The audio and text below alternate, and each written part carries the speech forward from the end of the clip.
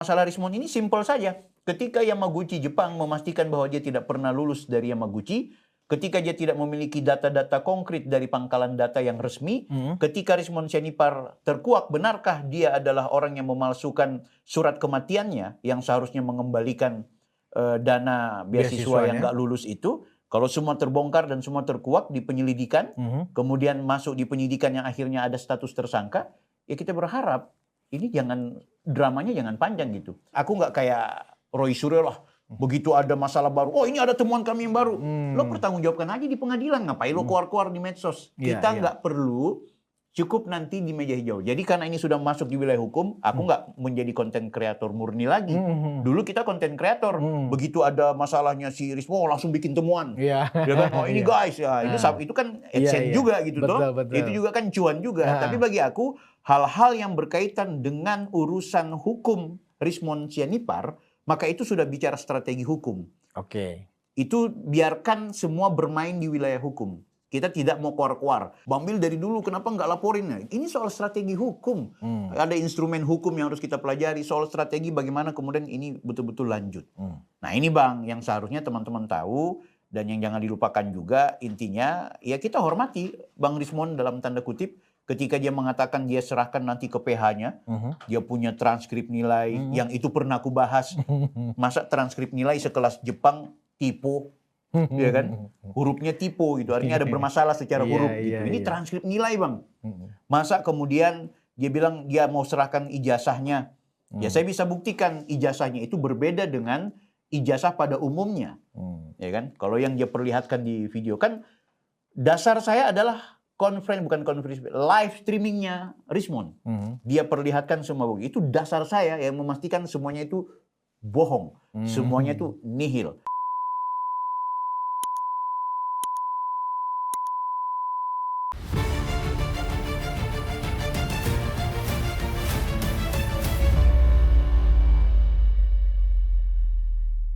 Hai penonton Ruang Konsensus and Peking Indonesia dimanapun Anda berada. Kembali bersama saya Budius Ma'ruf Piliang, anak sulung Mulyono, Kadang Termul. Orang-orang termuliakan selalu ada di sini. Menjelang besok kita mau puasa, ya. Saya hari ini akan berdiskusi dengan orang penting nih saat-saat ini. Ya. Teman saya ini melaporkan Rismon Sianipar, ya. Orang paling bangor kalau menurut saya saat ini. Ternyata ada dugaan Rismon ini ya ijazah S2-nya dan S3-nya dan bahkan pendidikannya di Jepang di Yamaguchi itu ternyata bodong. Dan teman saya ini punya bukti-bukti makanya dilaporkan ke polisi dan sudah dilaporkan. Ya kan, nah penonton Ruang Konsensus tentu ingin tahu ya apa benar punya barang bukti. Ya karena kan kalau nggak terbukti kan bisa gawat juga. Nah, saya sudah menghadirkan Bang Bil Offside. Halo Abangku.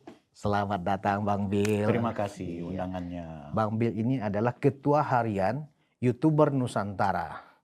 Ya, jadi beliau ini adalah seorang YouTuber, seorang aktivis, seorang dosen dan mantan pelaksana Bawaslu ya. Bawaslu Abangku. Dan kandidat doktor. Sebentar lagi doktornya akan dikukuhkan. Wah hebat sekali Bang Bil ini. Amin. Luar biasa.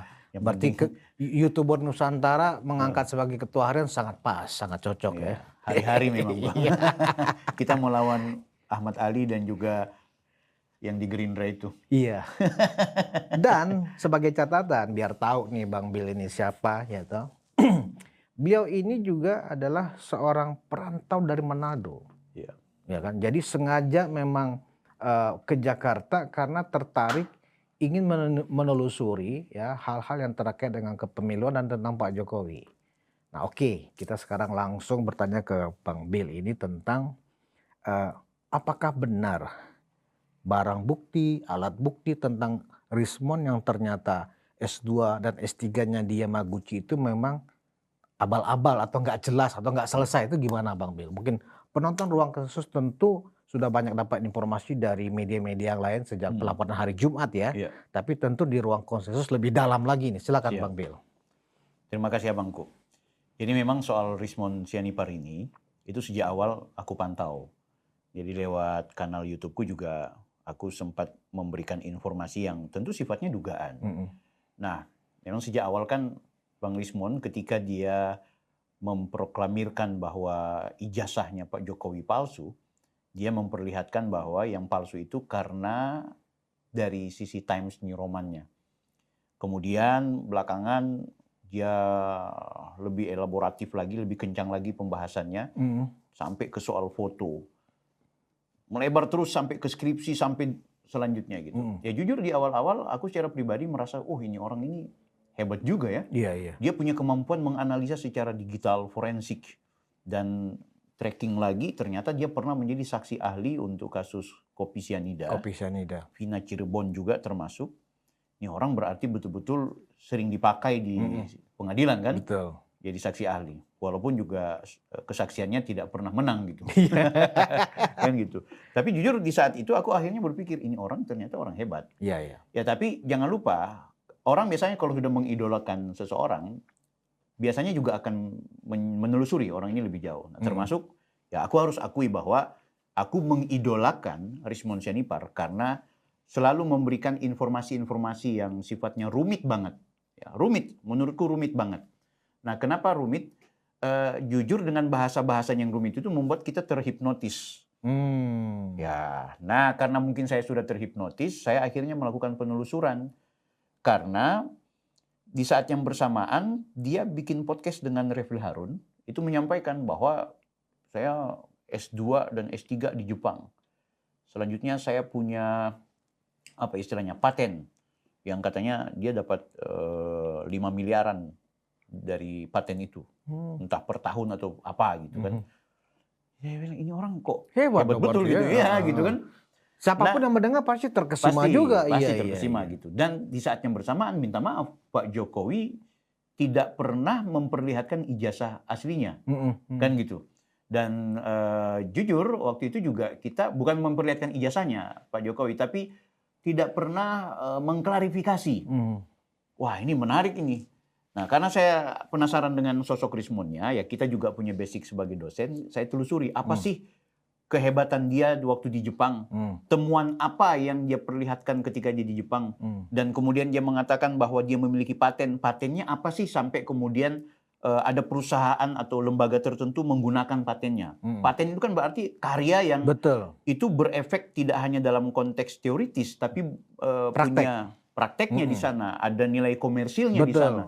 Hebat betul ada orang Indonesia ya yang kemudian dipakai di Jepang, punya paten di Jepang, dipakai oleh negara lain bahkan. Negara maju pula. Negara maju gitu. Dan perusahaan yang pakai kalau nggak salah Mitsubishi kalau nggak salah itu. Iya gitu. Saya telusuri, loh ternyata banyak item yang bermasalah gitu. Tapi saya masih belum curiga, Bang. Oh, waktu itu belum curiga, tapi masih sudah curious lah ya? Iya. Saya kemudian dapat informasi dari postingannya Joshua Sinambela, salah seorang pakar digital forensik yang punya komunitas. Nah, beliau ini kemudian membuat tulisan, termasuk tulisannya mempertanyakan soal eksistensi Rismon Sianipar, dia di forum asosiasi mana digital forensik. Nah, mulai di situ akhirnya dipertanyakan orang ini kapasitas dan kapabilitasnya. Dia nggak masuk dalam kelompok-kelompok itu ya, komunitas digital forensik? Ya, tidak ada satupun yang bisa mengkonfirm bahwa dia ini betul-betul ada di komunitas itu. Aku penasaran. Parahnya lagi, ternyata dalam penelusurannya Joshua Sinambela, itu melakukan korespondensi dengan pihak Yamaguchi Jepang. Nah, ternyata pihak Yamaguchi mengatakan bahwa yang bersangkutan tidak pernah lulus di Yamaguchi Jepang gitu. Dalam artian tidak pernah menerbitkan ijazah. Nah, kenapa Bang Joshua mempertanyakan itu? Karena di saat yang bersamaan juga Rismon itu live streaming. Dia perlihatkan ini ijazah saya, ini saya punya transkrip nilai, ini saya punya sertifikasi SK penyetaraan. Padahal di situ sertifikasi pendidik beda ya. SK penyetaraan dengan sertifikasi pendidik dua hal yang berbeda. Itu beliau sampaikan. Nah, saya penasaran ini orang loh. Kok bilang SK penyetaraan tapi tertulis sertifikasi dosen. Nah, ini kan kita sebagai orang yang paham dengan barang ini kita telusuri gitu. Dua hal yang berbeda soalnya. Cocok Oke. gitu. Nah, akhirnya saya lakukan penelusuran, saya cari tahu. Dia kan punya kurikulum vitae yang dia tulis di kampus Unramnya secara digital. Oke, iya. Terpampang nomor patennya, judul tesisnya, judul disertasinya, termasuk skripsi di UGM-nya, itu semua terpampang. Ya, saya pertama telusuri patennya dulu. Kan nomor patennya ada. Saya telusuri, ada namanya satu situs JEPFED kalau nggak salah itu di miliknya Jepang, seluruh paten Jepang di situ. Saya telusuri. Tertolak, Bang. Tertolak. Memang ada namanya Rismon. Tapi tertolak. Refuse. Ya. Kalau tertolak kan berarti nggak ada gunanya paten itu. Iya. Satu, bahaya ini. Yang kedua, dia mengatakan saya ada undangan workshop. Saya telusuri workshop itu. Wah, nggak ada nama Rismon Sianipar di situ gitu kan. Bahwa dia pernah ikuti workshop serupa di tahun yang sebelumnya, iya. Tapi dia mengaku bahwa dia ikut. Nggak ada yang namanya orang mengikuti kegiatan sampai 2 kali dalam konteks workshop internasional itu. Ini janggal. Aku masih belum mau mengatakan bahwa dia berbohong. Aku hanya masih menganggap ini ada yang bermasalah dari sisi Rismon Sianipar gitu kan. Sampai akhirnya aku dapatkan satu kesimpulan bahwa siapapun alumni luar negeri itu berkewajiban untuk membuat SK penyetaraan jika dia punya kepentingan untuk menggunakan identitas akademiknya itu dalam konteks kelembagaan yang ada di Indonesia. Oh, wajib itu ya? Wajib. Kecuali Anda lulusan luar negeri kemudian cuma jadi pedagang kah di sini, jadi nggak swasta, perlu. nggak perlu. Buat apa? Sama dengan Gibran. Gibran tidak pernah menyetarakan ijazahnya. Nanti ketika dia mencalonkan diri sebagai wali kota, baru 2019 dia urus itu. Kan gitu. Karena itu terkait dengan kepentingan publik, makanya karena dia lulus di luar negeri harus penyetaraan dulu. Betul. Jadi selain kepentingan publik, memang administrasi negara kita seperti itu. Kalau Anda mau ditempelkan identitas akademik Anda dari luar negeri, maka harus memiliki SK. Kalau dia SMA, maka surat keterangan. Kalau dia perguruan tinggi, surat keputusan penyetaraan. Itu 2 hal yang berbeda gitu. Nah, yang menariknya adalah ketika aku pergi ke satu situs resmi miliknya pemerintah, seluruh alumni luar negeri, spesial alumni Jepang, spesial alumni Yamaguchi, baik dari tahun 90-an sampai dengan belasan, yang kemudian statusnya sebagai PNS, sebagai dosen, sebagai pejabat, ada namanya. Rismon ini kan dosen di Unram. Dia kemudian mendapatkan beasiswa ke Jepang itu kan S2 dan S3-nya aktif sebagai dosen di Unram. Dan otomatis kalau dia mau kembali ke Indonesia untuk kemudian memproses proposisi doktornya, apalagi dia memiliki surat sertifikasi dosen itu, sertifikasi pendidik, di mana namanya di situ tertera doktor. Karena kalau dia tidak setarakan, maka dia PhD. Kalau dari Jepang atau dari luar negeri kebiasaan seperti itu. Tapi kalau mau tulis doktor, maka dia harus melakukan penyetaraan dulu. Lah, nama Rismon Hasiolan Sianipar nggak ada. Nggak ada sama sekali? Yes. Jadi dia bilang, ini gimana sih orang? Nah, mulai di situ akhirnya aku pikir, karena di saat yang bersamaan, ketika saya sudah mulai meragukan dia, ketika saya sudah melihat, di saat yang bersamaan dia begitu menggebu-gebu, memfitnah orang memiliki ijazah palsu. Dia begitu menggebu-gebu, menggiring publik untuk mempercayai dia bahwa dia adalah doktor. Dan dia pernah menjadi saksi ahli di Jessica dan juga Vina Cirebon itu sebagai orang yang memiliki disertasi. Padahal begitu saya cek di pangkalan data Jepang tidak ada namanya Rismon Sianipar. Bang, ini orang bermasalah. Lo silahkan mau kritik Pak Jokowi, karena jujur aku ini bukan relawan Pak Jokowi, Bang. Saya penyelenggara pemilu gitu. Waktu itu ya. Walaupun pasca jadi penyelenggara pemilu aku juga kemudian jadi peserta pemilu, tapi aku tidak serta-merta langsung menjadi pendukungnya Pak Jokowi gitu loh. Dalam artian kita memberikan apresiasi, kita mendukung dalam konteks keberhasilan beliau sebagai mantan presiden, iya. Tapi untuk menjadi katanya relawan, langsung menjadi orang yang seperti kayak teman-teman yang hari inilah, yang termul-termul itu, aku nggak sampai segitu. Karena berarti waktu itu Bill belum termul ya? Jadi aku lebih memposisikan diri ya sebagai orang yang masih di kerja-kerja akademik. Saya juga walaupun kemudian sudah istirahat sebagai dosen, tapi masih aktif di beberapa kampus. Aku dijadikan dosen tamu, sesekali juga menulis gitu kan. Jadi insting kita sebagai peneliti dan sebagai orang yang bergelut di dunia akademik itu muncul. Ini orang teriak ada pemalsu dokumen, yaitu Pak Jokowi. Ternyata yang sudah terbukti secara nyata bahwa ijazahnya bermasalah dan status akademiknya bermasalah itu dia. Pak Jokowi kampusnya masih bilang bahwa dia lulusan kami.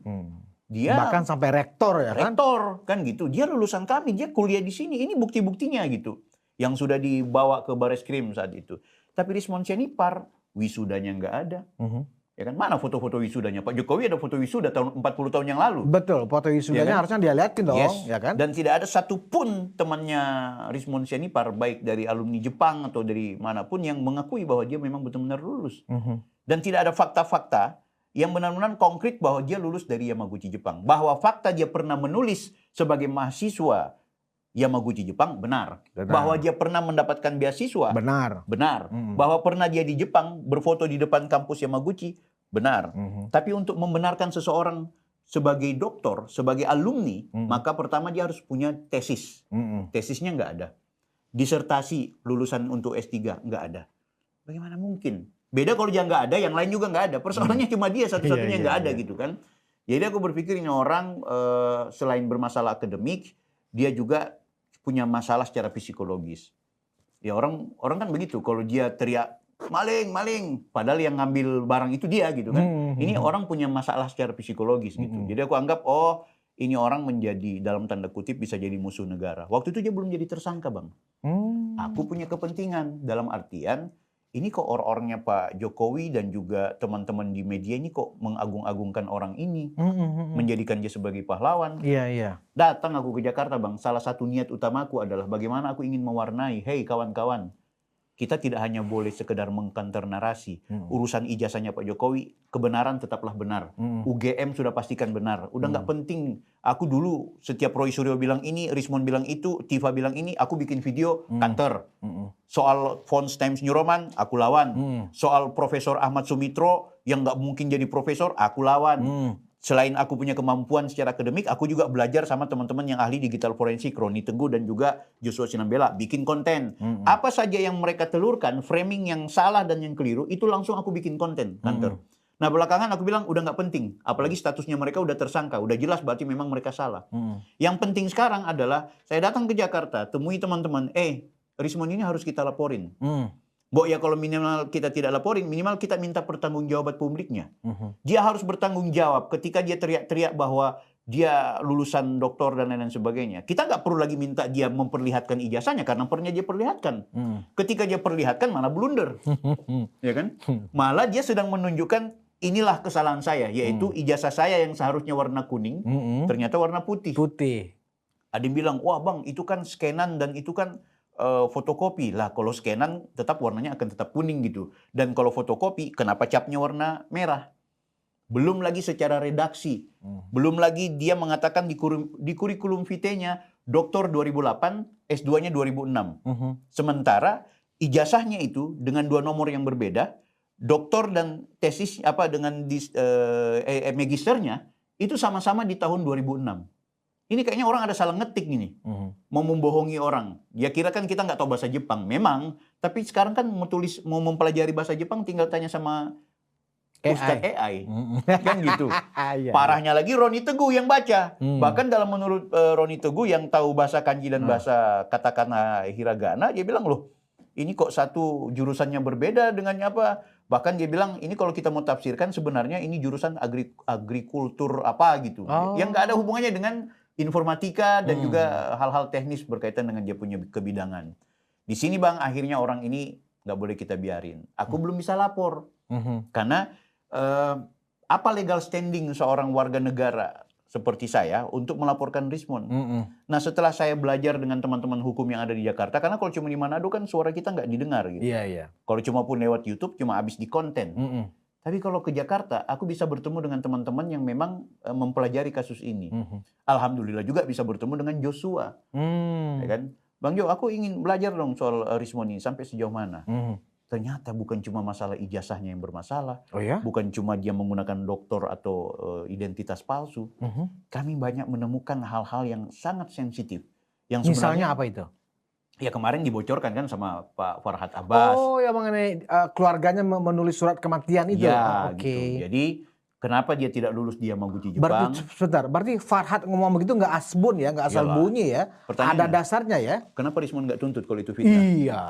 Kan gitu logikanya di Iya. situ. Nah, aku jujur sejak awal udah tahu, tapi karena kita menganggap bahwa ini terlalu personal dan kalaupun mau seperti apa itu kita anggap ya nantilah. Kalau kemudian saya sudah berhasil untuk menembus sampai ke laporan.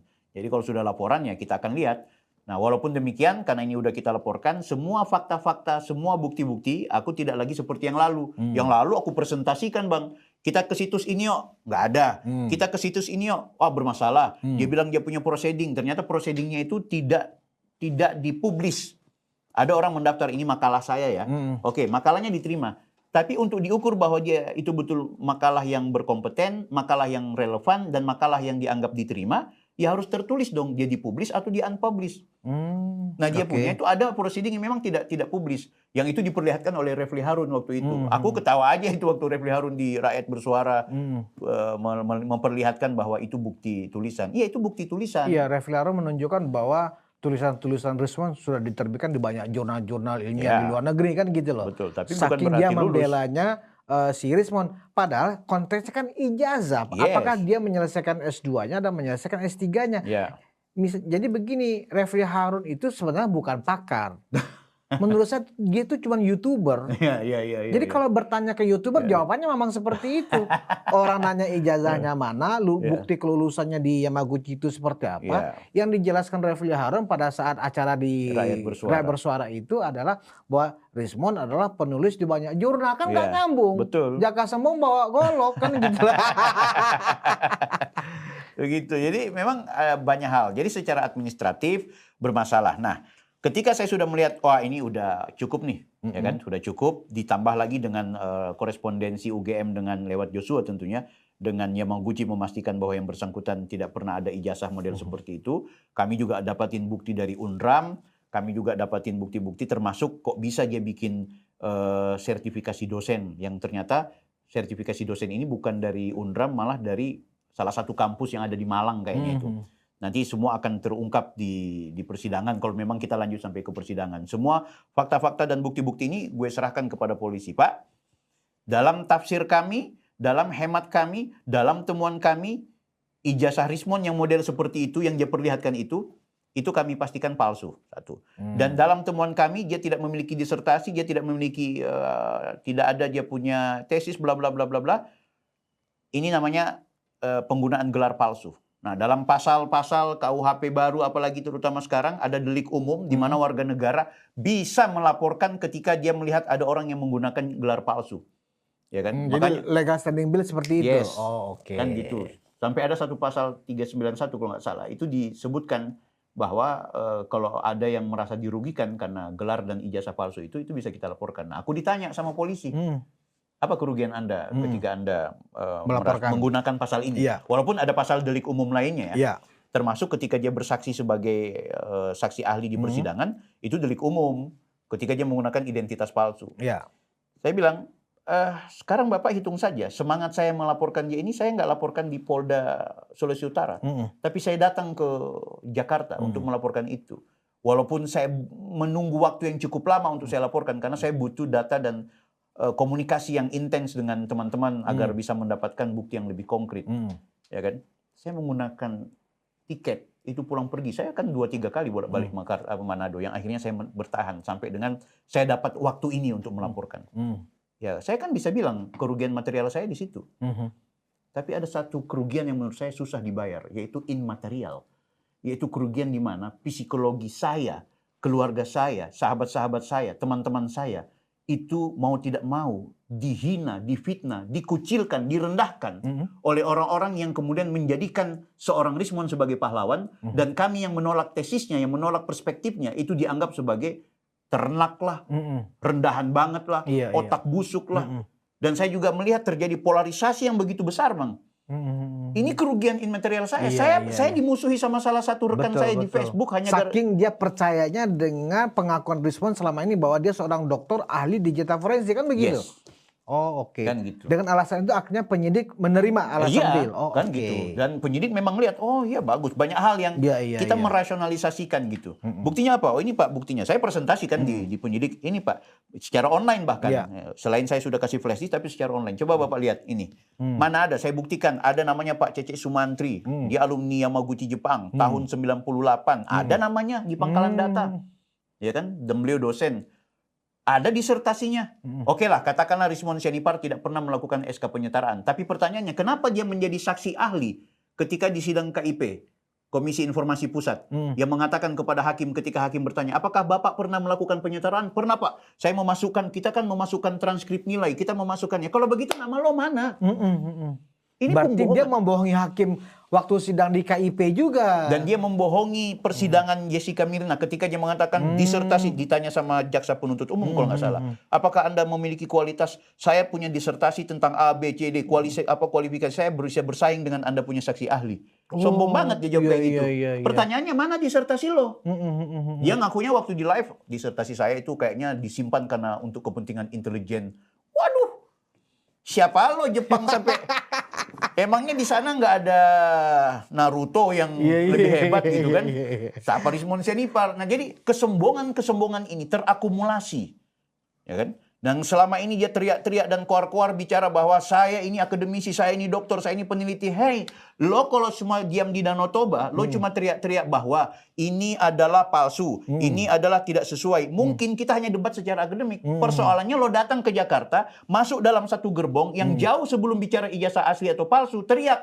Nusa Kambangankan Jokowi, adili Jokowi, turunkan Jokowi sebelum 20 Oktober. Iya, betul. Indonesia tanpa Jokowi. Mereka bikin acara ketika peralihan antara Prabowo dan juga Jokowi. Mereka hina-hina dan rendah-rendahkan Pak Jokowi. Mereka rusak-rusak, caci makikan dan luar biasa jeleknya mereka berbuat terhadap Pak Jokowi. Lo masuk di gerbong ini. Seandainya Rismon dengan segala kepalsuannya kemudian tidak masuk di gerbong ini, bisa saja kita berdebat secara akademik. Bisa saja lo bilang A, kita bilang B. Lo bilang fonts Times New Roman tidak ada, faktanya ada.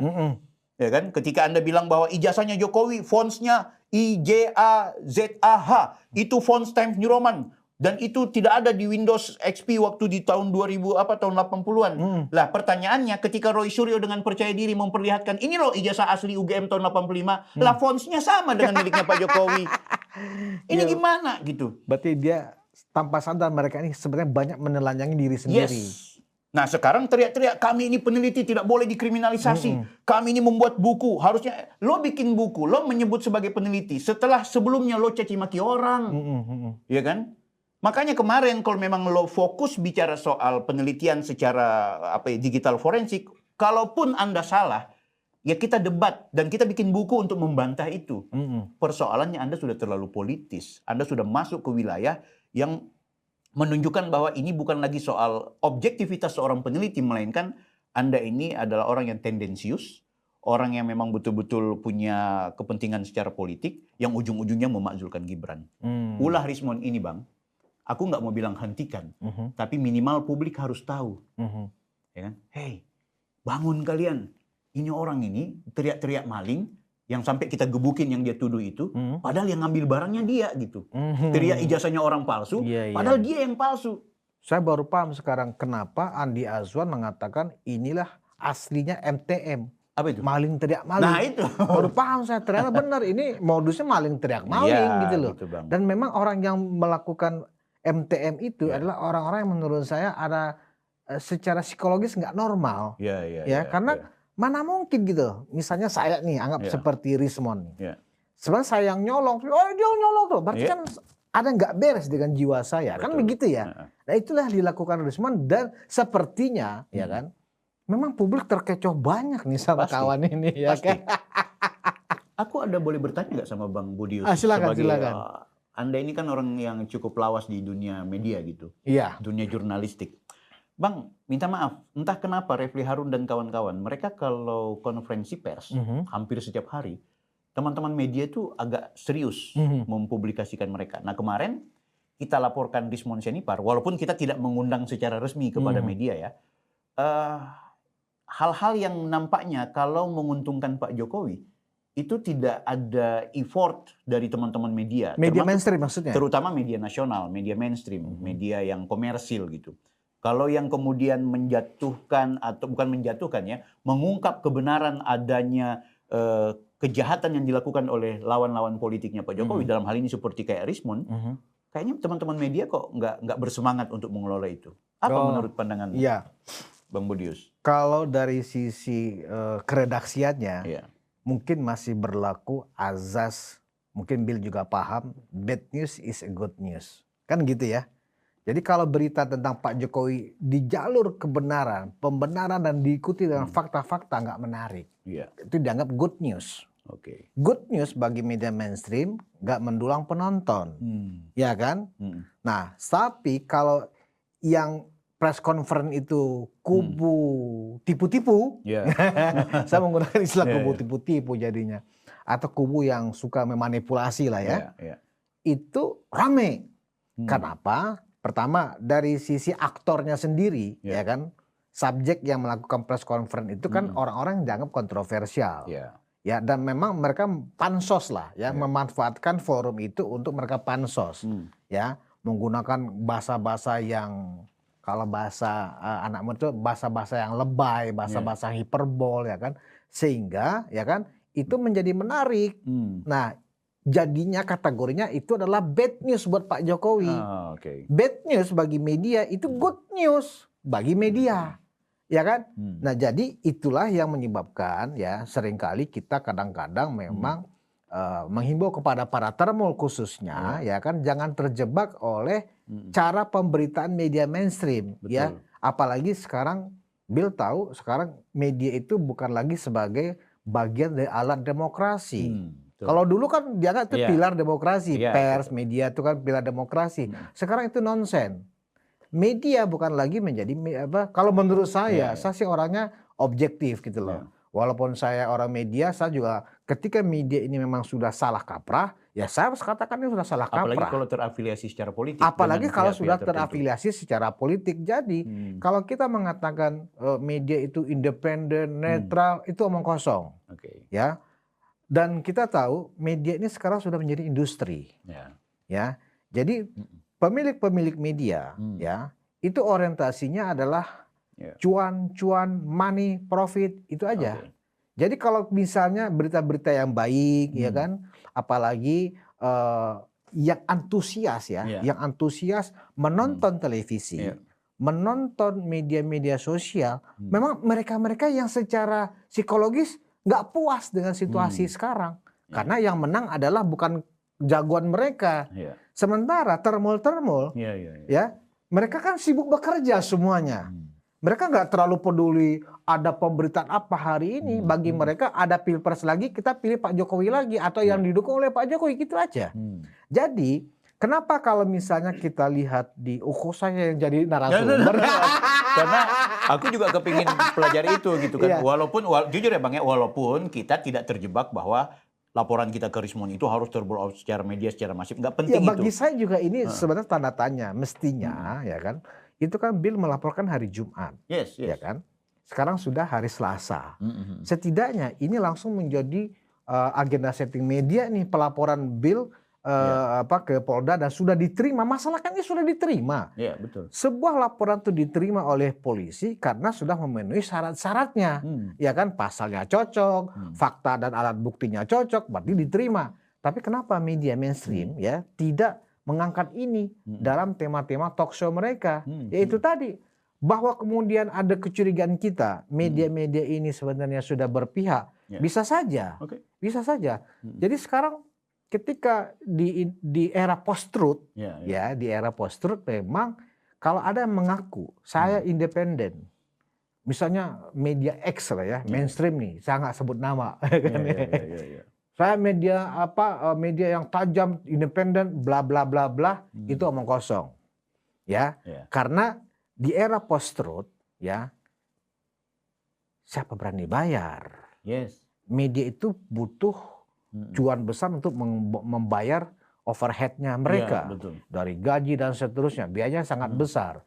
Jadi memang ada dugaan-dugaan memang, ya, bahwa itu bisa saja mereka tanda kutip ya. Iya, iya. Untuk case ini mereka sudah jebrak Hmm. sekian puluh M. Pokoknya Bisa- angkat ini. bisa saja kan? Bisa saja. Karena kemarin mereka konferensi setiap hari itu Iya, muncul rame terus ya kan. Rame terus. Jadi luar kita biasa. memang tidak bisa menuntut karena tidak ada bukti. Iya, iya. Ya kan, tetapi kalau cara kerjanya kita paham. Hmm. Saya paham cara kerja seperti itu karena saya pernah ada di dalam situ, Iya, ya kan. Jadi kita sebagai orang yang Bill, saya sendiri adalah anak sulung Mulyono sebagai Termul dan di sini markasnya Termul, ya kan.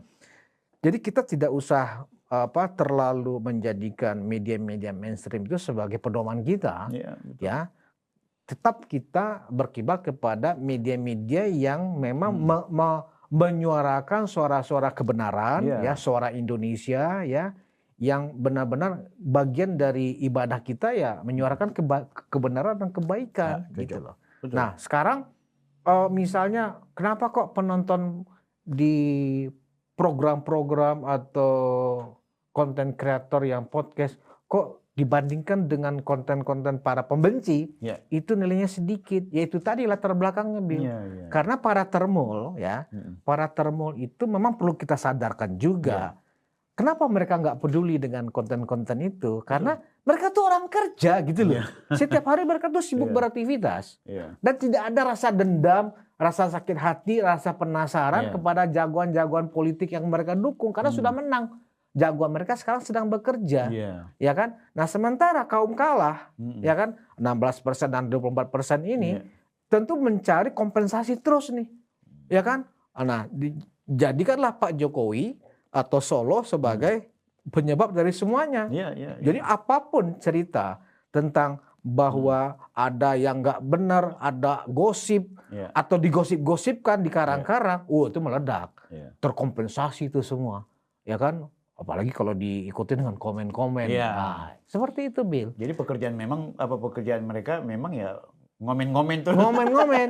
Mungkin mereka juga bekerja atau banyak yang nganggur ya, tetapi karena ada sakit hati yang tidak tuntas, mereka susah untuk move on, ya kan? Ya udah, apapun, misalnya entah Gibran kah, entah Kaisang kah, entah Bapak Jokowi, entah misalnya Bobi kah, ada sedikit tersenggol hal-hal yang rame, langsung seperti itu. Dan faktanya Pak Jokowi kemarin di acara PSI besar betul Luar tuh, Jawa biasa, Tengah tuh. luar biasa. Kan gitu. Jadi sebenarnya saya juga menghimbau nih atas pertanyaannya Bang Bill ini, ya kan, kepada teman-teman Termul. Mul, kita orang termuliakan. Kita juga harus mendukung, ya. Ini adalah perang media, ini perang suci bagi kita, ya kan? Ini perang suci bagi kita membela kebenaran, membela Pak Jokowi, ya. Jika kita memang ingin menegakkan kebenaran, Anda sibuk, sama kami juga sibuk. Nggak perlu Anda harus menonton. Jadi misalnya kita sudah subscribe beberapa kanal yang kita anggap wah ini sesuai dengan afiliasi kita, ya kan? Ketika ada notifikasi, wah ada video Bang Bill nih, wah tapi saya lagi menyelesaikan pekerjaan saya, dipencet aja. Artinya apa? Jadi begini, Bill, inilah yang sangat objektif dari YouTube. Ya ini kan juga kanal kita ini kan kita tap ini kan untuk YouTube, ya kan? Tapi YouTube walaupun itu adalah produk dari Amerika, tapi dia sangat objektif. Nah, objektivitas itu yang kita pakai. Begini maksud saya, di YouTube itu kan berapapun jumlah penontonnya, dia kan secara otomatis sudah diprogram sedemikian rupa bertambah. Oleh mereka, ini kita harus hati-hati di sini. Oleh kawan-kawan di kubu sebelah yang susah move on ini, mereka jadikan sebagai pembenaran bahwa sebenarnya mereka itu lebih besar pendukungnya daripada Pak Jokowi. Dilihat dari apa? Jumlah penonton. Misalnya mereka sandingkan produk-produk YouTuber Refly Harun dengan produk-produk YouTuber Nusantara. Kalau Refly Harun bisa sekali tayang 500.000 penontonnya. Ya kalau misalnya Bang Bill, Ruang Konsensus, ya paling juga 50.000. Seolah-olah pendukung Pak Jokowi itu cuma 50.000, mereka 500.000. Kok bisa kalah kita ya? Pada pendukung kita dari sajian video-video mereka jauh lebih banyak. Nah itu kan tipu-tipu aja sebenarnya. Karena itu nggak ada salahnya juga kita ingatkan kepada seluruh termul-termul, ya kan? Ketika Anda memang subscribe sebuah kanal, dan ada notifikasi, Anda nggak perlu harus menonton punya waktu. Karena Anda masih kerja, pencet aja, pencet, nggak usah didengar, penting udah pencet aja. Seolah-olah begini, absen aja absen, absen sebagai bentuk dukungan, gitu loh. Kalau memang punya waktu kan bisa dilihat lagi nanti. Tapi minimal ada absen, pencet aja. Ngerjakan tetap bekerja, ya kan?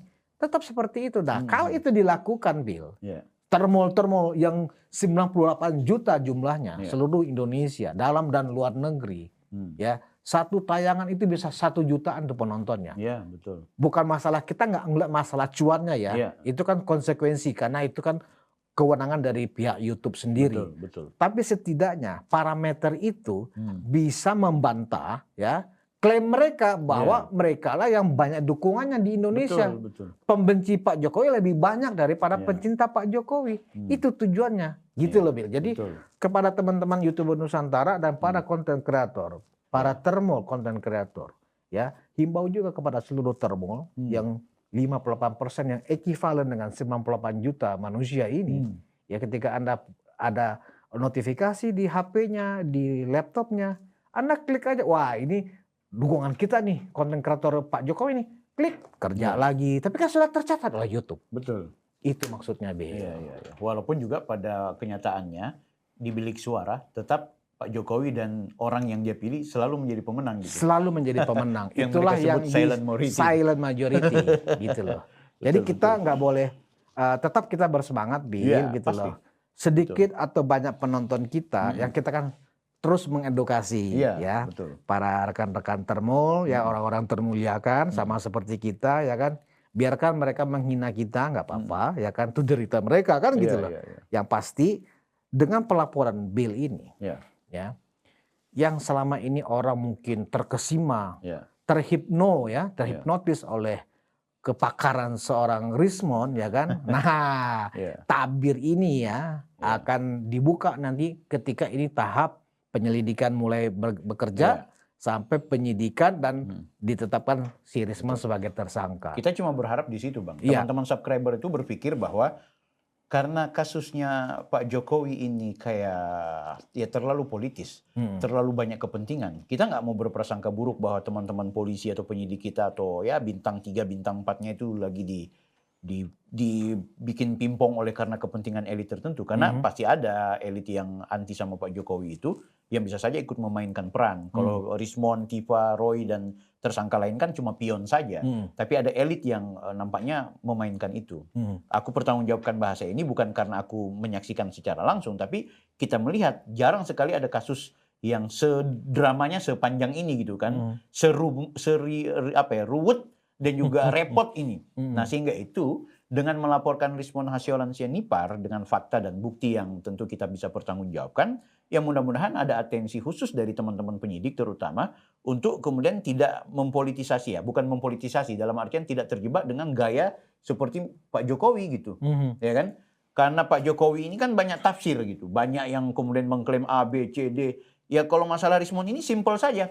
Ketika Yamaguchi Jepang memastikan bahwa dia tidak pernah lulus dari Yamaguchi, ketika dia tidak memiliki data-data konkret dari pangkalan data yang resmi, ketika Rismond Hasiolansia-Nipar terkuak, benarkah dia adalah orang yang memalsukan surat kematiannya yang seharusnya mengembalikan dana beasiswa yang nggak lulus itu? Kalau semua terbongkar dan semua terkuak di penyelidikan, kemudian masuk di penyidikan yang akhirnya ada status tersangka, ya kita berharap ini dramanya jangan panjang gitu.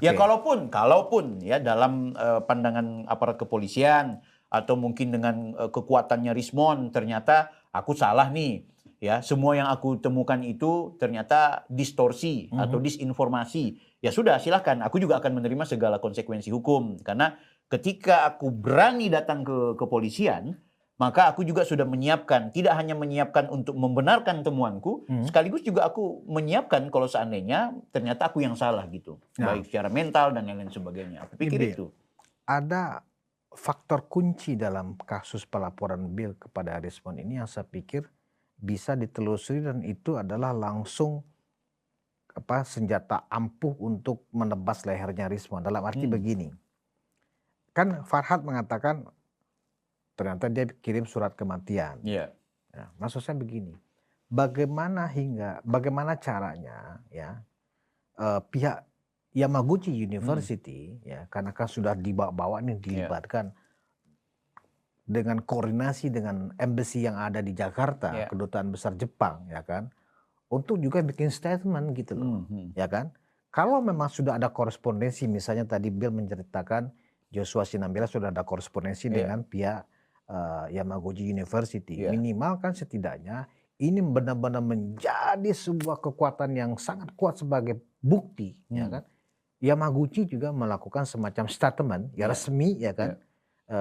Di kampusnya, apakah misalnya pihak rektoratnya di sana bahwa memang atas misalnya begini ya narasinya saya bayangin begini, atas keributan yang terjadi dugaan yang memasukkan ijazah produk keluar kami ya kan, kami sudah disurati oleh kedutaan Jepang yang ada di Jakarta bahwa kami harus memberikan pernyataan. Dengan ini kami menyatakan benar bahwa yang bernama Rismon Sianipar itu bukan lulusan S2 dan S3 di kampus kami. Nah, maksudku begitu gitu loh. Itu kan lebih mudah sebenarnya. Gitu itu agak problem Bang, karena aku pertanyaan yang serupa aku sampaikan ke Roni Teguh sebagai orang yang pernah kuliah di Jepang dan beberapa teman-teman dosenku yang satu alma mater yang alumni dari Jepang. Aku nanya, kenapa ya tidak seperti UGM?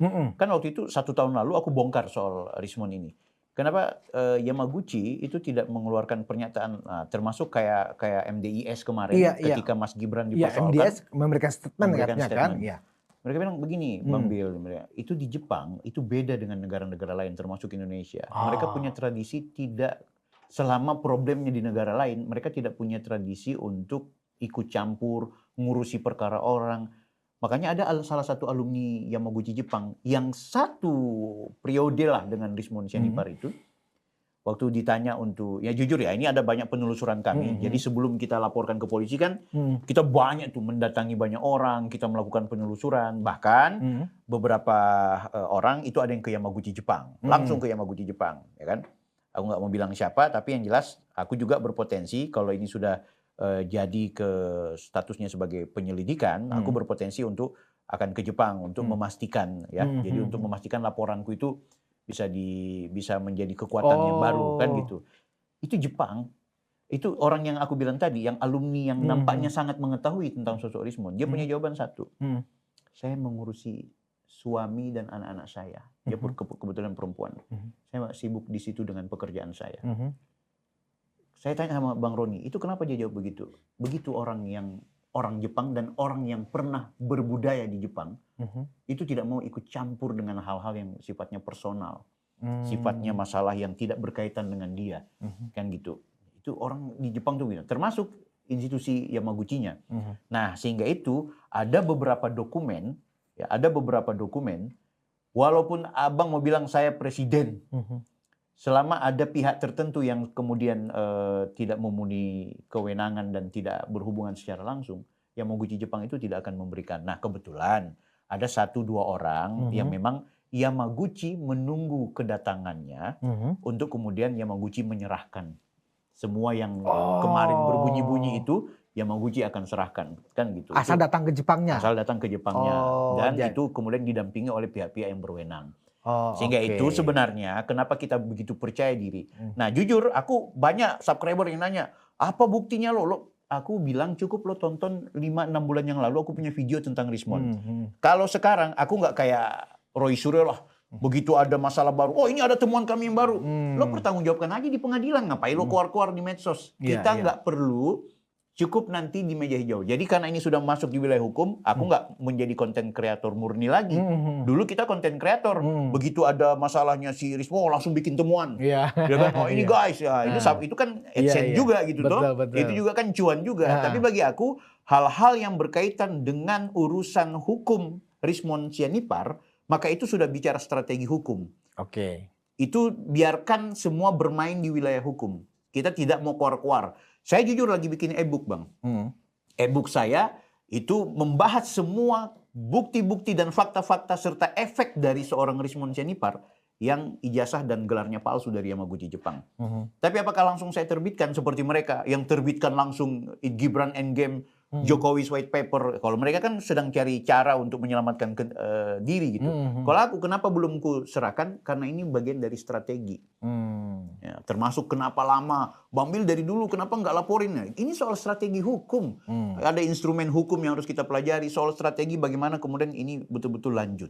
Nah ini Bang yang seharusnya teman-teman tahu. Dan yang jangan dilupakan juga intinya ya kita hormati Bang Rismon dalam tanda kutip. Ketika dia mengatakan dia serahkan nanti ke PH-nya, dia punya transkrip nilai yang itu pernah aku bahas. Masa transkrip nilai sekelas Jepang typo, ya kan? Hurufnya typo gitu, artinya ada bermasalah secara huruf gitu. Ini transkrip nilai Bang. Masa kemudian dia bilang dia mau serahkan ijazahnya. Ya saya bisa buktikan ijazahnya itu berbeda dengan ijazah pada umumnya. Ya kan? Kalau yang dia perlihatkan di video kan dasar saya adalah live streamingnya Rismon. Dia perlihatkan semua bukti. Itu dasar saya yang memastikan semuanya itu bohong. Semuanya itu nihil. Dan kalau terbukti, ingat Bang, ada 3 persidangan yang dia ikuti. 4 bahkan. Kalau nggak salah 4. Semuanya di atas 5 tahun ya kan? Kan 5 kali 4, 20 tahun. Ya, itu panjang betul. Dan setidaknya saya tidak mau bilang, saya nggak mau jadi tokoh atau nggak penting Bang, ngeri loh. Aku belum lama aja sudah diteror-teror, tapi bagi aku nggak penting, ya kan? Dan mereka bilang, oh lo dibayar berapa sama Pak Jokowi? Saya bilang, ini bukan soal Pak Jokowi, ini bukan soal Mas Gibran, ini wakil presiden dia. Iya. Lagi pula buat apa dia minta bantuan sipil, buat apa? Kan tinggal dia minta bantuan Kapolri. Kalau dia mau hajar Rismon, dia minta bantuan Kapolri gitu, wakil presiden. Bokap gue tuh dihajar-hajar terus sama 3 orang itu. Dicubit dong. Masa Pak Sigit nggak mau hajar mereka? Jadi ngapain meminta tolong Bang Bil? Siapa Bang Bil? Gitu? Dan itu bukan tipe Gibran. Bukan tipe Gibran dan bukan tipenya Pak Jokowi. Iya betul. Jadi prinsip saya adalah, lo koar-koar, lo teriak bilang Pak Tito inilah, bahasa-bahasanya yang kasar itu. Iya, bahasa-bahasa kasar. Lo ceti bahasa-bahasa orang terminal ya kan? Kan gitu. Terus lo mengaku-ngaku, enggak lah, gue nggak mau ada sampah di negeri ini gitu loh. Gue mau bersihkan. Gitu. Ya itu kan dorongan moralitas secara organik yang muncul. Apalagi ya kita juga aktivis Bang. Kita juga pernah menjadi penyelenggara pemilu yang minta maaf. Di penyelenggara pemilu teman-teman atau Bang Budius bisa pelajari siapa gue yang di Manado. Apakah mendapat penghargaan sebagai orang komisioner yang bermasalah atau penghargaan sebaliknya. Kan gitu. Kita bisa mengetahui lah track record orang gitu. Apakah kita juga dulu waktu jadi aktivis bayaran, apakah dulu ketika kita jadi dosen, kemudian dosen yang korup kah, atau menjadi komisioner, apakah kita bisa disuap oleh partai politik, apakah kita ketika jadi komisioner pernah didatangi oleh caleg kemudian untuk kong kali kong suara, kan jadi komisioner di penyelenggara pemilu, gaya-gayanya seperti itu Bang, ya kan? Apakah kemudian ketika kita menjadi apa, kemudian pernah berbuat salah, atau pernah, gini-gini gue pernah jadi kepala sekolah, pernah jadi dosen, jadi tahu secara organik ada orang muncul bak pahlawan menjelek-jelekkan orang, menghina-hina orang, memfitnah orang, mencaci maki orang dengan bahasa akademik, bahasa kampus. Wah nggak bisa. Refli Harun, Dr. Tifa, Roy Suryo, kalau memang mereka punya orientasi akademik, mereka harus malu punya teman yang mengaku-ngaku sebagai aktivis dan sebagai peneliti. Ternyata malu. Pemalsu. Makanya kayaknya Refli Harun agak dongkol juga kemarin sama Rismon. Seharusnya Bro Rismon perlihatkan ijazah Anda. Jangan kayak Pak Jokowi juga loh. Digituin sama Refli Harun. Karena apa? Karena Refli Harun aku nggak bilang sejelek-jeleknya dia ya. Walaupun udah aku bilang. Seapapun Refli Harun membela Tifa dan kawan-kawan, dia juga orang yang punya pakaian akademik. Yang tentu akan malu juga kalau ternyata temanku ini pemalsu ijazah gitu. Karena udah dipanggil-panggil dokter ternyata nggak dokter kan? Nggak dokter gitu kan. Nah makanya di beberapa kali aku lihat Bang Rismon udah nggak muncul. Di YouTube-nya juga aku nunggu. Mana nih live-nya Bang Rismon untuk klarifikasi. Ya kan? Kita nggak peduli media nasional mau angkat. Enggak. Pedulinya kita adalah atensi dari penyidik, atensi dari Polda Metro Jaya, atensi dari aparat penegak hukum. Anda membiarkan orang yang sudah berhasil membuat polarisasi. Bang, istilah termul dalam perspektif mereka, Ternak Mulyono itu, tidak akan pernah ada kalau Rismon Sianipar tidak membuat satu video YouTube yang menjelaskan ijazah Pak Jokowi itu, Fonts Times New Roman, palsu. Yang namanya kita tidak ada istilah terjal, ternak dajjal istilah itu, atau apalagi keledai dungu, atau apapun, keledung, bunyi-bunyian atau konflik-konflik, hina-hinaan, tidak akan pernah muncul kalau seorang Rismon Sianipar tidak ceroboh mengatakan ijazahnya Pak Jokowi palsu. meski dia memperkosa dengan istilah keilmiahan. Hmm. Itu sebenarnya. Jadi orang ini sudah berhasil merusak tatanan kehidupan sosial kita. Di tengah sebenarnya kita masih jauh dari kampanye politik, di tengah tahun politik belum terlalu dekat, kita udah renggang sejak awal. Nah sehingga itu saya anggap ini nggak boleh kita berhenti. Jangan berhenti kalian sebarkan bukunya Mas Gibran. Jangan berhenti kalian kritik Pak Jokowi. Jangan berhenti kalian berjuang untuk menjatuhkan Pak Jokowi dan Gibran. Tapi tolong jangan kalian hentikan gerakan kami untuk menolak semua fitnah dan tuduhan kalian yang ternyata membuat kerusakan terhadap kehidupan sosial kita gitu. Ya misi saya di situ, Bang. Kepentingan saya cuma di situ. Saya bikin kanal YouTube. Saya istirahat dari kerja-kerja yang kepentingannya terlalu personal banget. Yang penting secara ekonomi aku kuat, aku punya komunitas bisnis sendiri. Di luar aku punya YouTube, ya. Ya aku udah sehat secara ekonomi. Bagi aku udah sekarangnya kayak aku bangkit nih. Peduli amat Pak Jokowi lihat kita atau tidak. Tapi bersyukurnya Pak Jokowi juga ternyata senang dengan kita gitu. Pertama kita tidak pragmatis, tidak minta embel-embel. Beliau senang kalau ngomong sama kita, beliau ketawa-ketawa. Makanya YouTuber Nusantara itu kalau kemana-mana, Bang, selalu Pak Jokowi itu panggil gitu. Kan gitu. Kita bersaing dengan DPP PSI lah. Jadi tentang polarisasi ini saya pikir entah karena diciptakan oleh teroris ini atau tidak, saya pikir selagi Pak Jokowi dan keluarga yang memang sudah mewakafkan diri mereka sebagai politisi di Indonesia, baik Pak Jokowi sendiri, anaknya Mas Gibran, Mas Kaisang dan Mas Bobi, ya kan, itu memang nggak akan bisa berubah sampai kapanpun. Betul. Dan saya yakin, 100% saya yakin, para termul pun nggak akan berubah juga posisinya. Jadi sebenarnya perjuangan mereka ini bagi saya adalah mengisi ember bocor. Seapapun orang-orang yang memfitnah dan segala macam yang mereka lakukan, entah secara pribadi ataupun berkelompok, ya kan, entah terorganisir atau mandiri, ya disadari kan? atau tidak, disadari atau tidak, nggak akan berhasil. Mereka tuh mengisi ember bocor. Coba Bir, kita pernah nggak ngisi ember bocor sampai bertahun-tahun kita penuhin, nggak akan penuh itu barang karena bocor. Sama yang mereka lakukan. Jadi saya sih tidak ragu bahwa ini akan membuat misalnya termul makin lama makin menyusut, berpindah ke mereka, nggak bakal, nggak bakal. Nah, satu yang menarik bagi saya dari penjelasan Bill sebagai closing ya dari dalam diskusi kita ini adalah sebuah rencana yang saya pikir ini sangat signifikan nanti hasilnya ketika pihak Yamaguchi Jepang menunggu kedatangan penyidik dan Bill sendiri dan orang yang dipercaya oleh Yamaguchi untuk memberikan statement. Karena ibaratnya kan begini, kalau kita bicara sama teorinya ketika kita membela Pak Jokowi, rumus kita kan sederhana.